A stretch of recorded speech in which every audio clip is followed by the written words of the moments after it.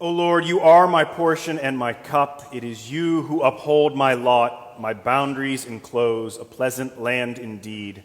I have a goodly heritage. Amen. Please be seated. There are just so many questions that can be raised by this passage from the Gospel of Luke. The first one that really jumps out and almost forces your attention on it is this exchange between James and John and Jesus about the Samaritan village. We have seen the disciples act rashly before, especially Peter, but this is a different level of anger. To be clear, this exchange occurred after the incident with the pigs and the demoniac and before the sending of the 70. Now, in the first, Jesus is asked by the Gerasenes to leave, and he does quietly. Later, when Jesus sends out the 70 disciples, he says, if a town rejects you, shake the dust off your feet and leave.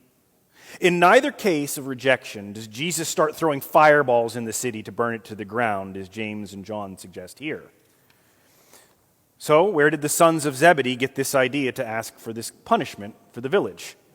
Had they been reading about Sodom and Gomorrah and had fire in the sky on their mind? Were they simply tired of being turned away? Or did they have a genuine concern for the well-being of the village and its neighbors and felt it needed to be punished for its own good? Was this a case of spare the rod and spoil the child, or in this case, villagers? We may never know because thankfully Jesus doesn't operate this way. And he rebuked them and left. But were John and James wrong? Would the village not have been better off if they had welcomed Jesus and accepted the gospel message? Now, I think we can all agree that certainly that would be true. But there's something important in the voluntary nature of such a welcome that they missed. The Samaritan village and its inhabitants were not disciples or followers of Christ. In many eyes, they were Hebrews, but not even correct in their observance of Judaism. Now, Jesus knew that while the gospel was given to everyone, not everyone would or could receive it. You see, following Christ is a hard thing. And this is what Jesus warns the person on the road about. The stranger says they will follow Jesus wherever he goes. Jesus tries to talk him out of it. Foxes have holes and birds of the air have nests, but the Son of Man has nowhere to lay his head. It's almost like he said, you have no idea what you're in for, making a claim that you will follow me everywhere I go. And how could he? The stranger just met on the road. How could he know what it meant to follow Jesus when the disciples barely understood it and so often got it wrong? But that didn't stop Jesus from soliciting followers. Jesus asked the next person met on the road to follow, just as he did the first disciples. A simple, follow me. Now, this one seems to want to follow, but has a delay. First, let me go bury my father. Now, Jesus doesn't seem to have time for this response, saying, let the dead bury their dead. It seems rather harsh and an unempathetic answer. The next person says, I'll follow you, but let me say farewell to those at home first. And again, Jesus is not particularly impressed with this delay. These seem to put Jesus in a less than great light, going from the man who spared the Samaritan village to one who's entirely impatient with people who actually want to follow him. After all, while these potential followers didn't jump up and run after Jesus the way Andrew, Peter, James, and John did, can we really blame them for these delays? Is burying your father not something that should be applauded? Or saying goodbye to your family before running off into the wilderness with an itinerant preacher? Well, yes and no. You see, as with so many things in ancient writings, we don't immediately understand the nuance that comes from the culture of the times. Ken Bailey does a wonderful job parsing apart these details and the statements made in his book, Through Peasant Eyes. A little too long to read right now, but I'll try to give you an idea of what's really being said here. The key to unlocking the request to go bury the father before following Jesus is the fact that the father referred to is still alive. Had the father not been alive, the request would have been to bury my father's body, which probably would have elicited a more empathetic response from Jesus. This potential follower is essentially saying, "Sure, Jesus, I'll follow you, but let me go home and live in my father's household until he dies, which may be many years from now. And then once I have my inheritance secured, then I'll come join you." Shades of the prodigal son abound. In addition, Jesus knows that his own time here is short, and that being human, once the inheritance has been secured, the would-be follower will probably find some other excuse to delay. But what about the request to say goodbye to the family before hitting the road with the disciples? Again, what we read as a simple goodbye is culturally out of context for the gospel writers. Luke knew and expected his audience to understand that this farewell was not a goodbye wave and a few hugs. It was something closer to a wedding reception. Days, potentially weeks of meals, receiving visiting relations from other towns and villages, waiting until even the distant relatives had been hosted for a night or two. In addition, the farewell feast meant that the person leaving was the center of attention for their family and community. To really understand what is being said here, a modern hearer needs to hear, "I will follow. Just let me hang around for a few weeks, eating all the best food my family can provide and having a victorious send-off first." Think of a graduation party before college. This life following Jesus promises mostly discomfort, disappointment, and dismissal. Those who are eagerly responding to the call to follow will have a hard enough time, let alone those who hesitate and say, "Not quite yet."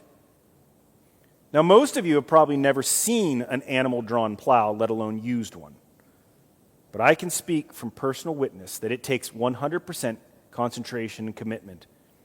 Not only will it not work if you're looking backwards, but it will destroy the plow, damage the ground, and likely injure the user.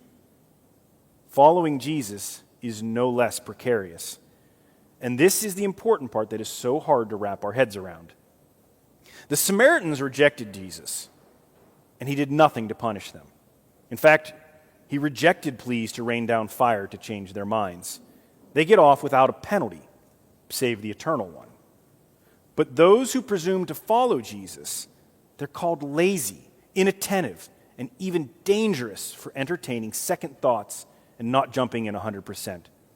Now, this applies as much to us today as it did to those in Jesus' presence 2,000 years ago. If you're going to hold yourself out as a follower of Jesus, you need to be one 100%.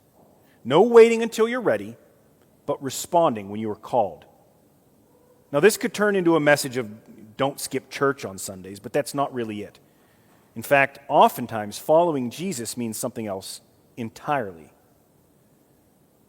"I can't help you today, I have church," can sometimes begin to sound a lot like, "Let me bury my father first." No, what I'm talking about is remembering what you signed up for, what we all signed up for when we answered yes to Jesus' plea to follow him. We signed up to be servants, indeed slaves to one another, as Paul puts it. We no longer have the luxury to go say farewell, to be made a fuss over, to choose our own actions. When you say yes to following Jesus, you say yes to suffering, to ridicule, and to death on a cross. If this sounds like too much to ask, it should. We cannot even hope to be this self-sacrificing, this other-focused on our own. But we can be reminded that that is the goal. And when we fall short, as we will often do, Jesus is not going to call down fire from the heavens on us. No, he will stand us up, brush us off, and say, "Try again." And we will fail. Until that time, when we don't fail, when we're able to be the slightest imitation of what a follower of Christ is supposed to be. Samuel Wells is a vicar and professor in England. And he wrote this book and that equates Christian behavior to improvisational acting.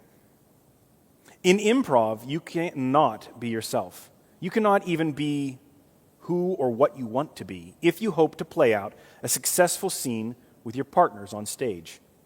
You can only be successful by playing the role you are needed to play. A king cannot act like a beggar, nor the beggar a king. It would throw off all the other actors. What Wells contends is that we cannot hope to be successful followers of Christ if we insist on playing our own roles and not the ones we are needed to play. And this isn't too far off from Paul's claim that when you have the Spirit, you are no longer under the law. If you accept your role as a Christian, you are no longer needed the law to guide you, because you're doing what's expected of a Christian.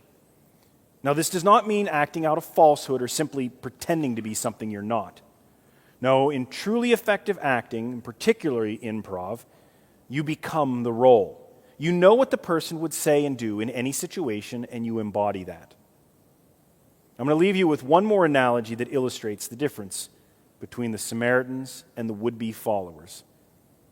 We don't expect anything from the Samaritans, but the followers voluntarily take on a responsibility. Now imagine if you saw a building on fire and a person was standing outside watching. You might not think anything of it, and you wouldn't condemn them for not intervening and rushing into the flames. However, if that person was wearing a helmet and turnout gear of a firefighter, you would expect them to do something about the fire. Becoming a follower of Christ is like that. You have taken on responsibility, chosen the hard path, so you are now subject to these expectations. When we heard Jesus say, "Follow me," we all said yes. Now we need to listen for the daily directions. Follow me to talk to this person. Follow me to help these folks. Follow me to give up your time for another. These are the times to put on that role of a follower of Christ and set aside the roles we want to play for the one that is needed of us, the one of a Christian. And as our sequence hymn said today, take up your cross and follow Christ, nor think till death to lay it down, for only those who bear the cross may hope to wear the glorious crown. Amen.